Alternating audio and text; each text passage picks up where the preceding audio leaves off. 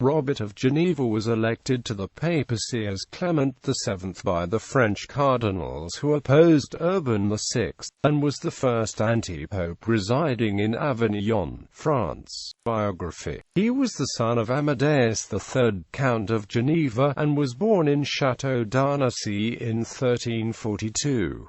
He became Bishop of Terouanne in 1361, Archbishop of Cambrai in 1368, and a cardinal on 30 May 1371. In 1377, while serving as papal legate in Upper Italy, in order to put down a rebellion in the Papal States, known as the War of the Eight Saints, he personally commanded troops lent to the papacy by the condottiere John Hawkwood to reduce the small city of Cesena in the territory of Forli, which resisted being added to the patrimony of Peter from the second time in a generation. There he authorized the massacre of 8,000 civilians, an atrocity even by the rules of war at the time, which earned him the nickname Butcher of Cesena. In 1392, he inherited the title of Count of Geneva, his four older brothers having each in turn inherited, dying without issue before him. The title then passed from him through his eldest sister Mary to her son, Humbert de Thoré.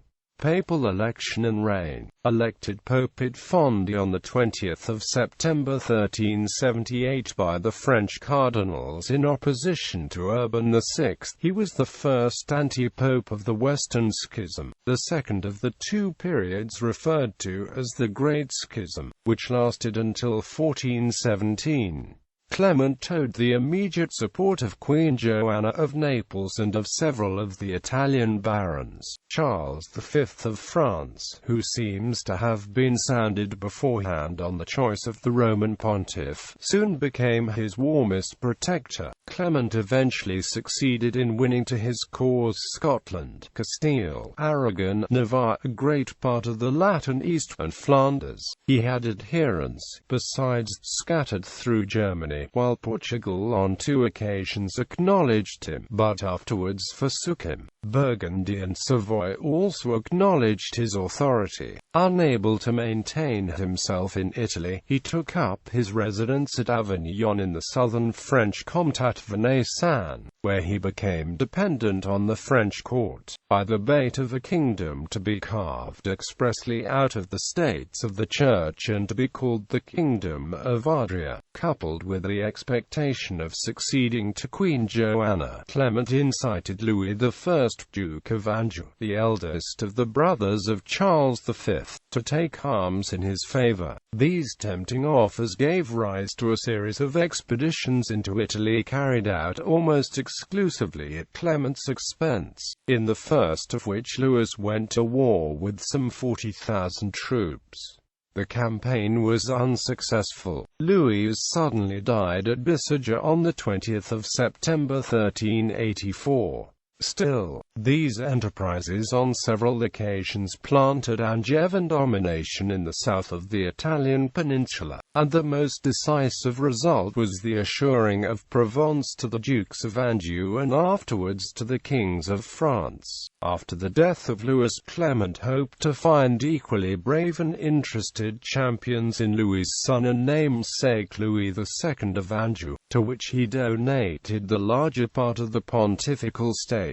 Clement then tried to ally with Louis I, Duke of Orleans, the brother of Charles VI, with Charles VI himself, and with John III, Count of Armagnac. The prospect of his brilliant progress to Rome was ever before Clement's eyes, and in his thoughts force of arms, of French arms, was to be the instrument of his glorious triumph over his competitor. There came a time, however, when Clement and more particularly his following had to acknowledge the vanity of these elusive dreams, and at the end of his life he realized the impossibility of overcoming by brute force an opposition which was founded on the convictions of the greater part of Catholic Europe. Moreover, his ambitions and the financial needs of his court had resorted to simony, the loss of land and extortion, which discerned among his adherents the germs of disaffection. He had created excellent cardinals, but he seems never to have sincerely desired the termination of the schism. He died at Avignon on the 16th of September 1394.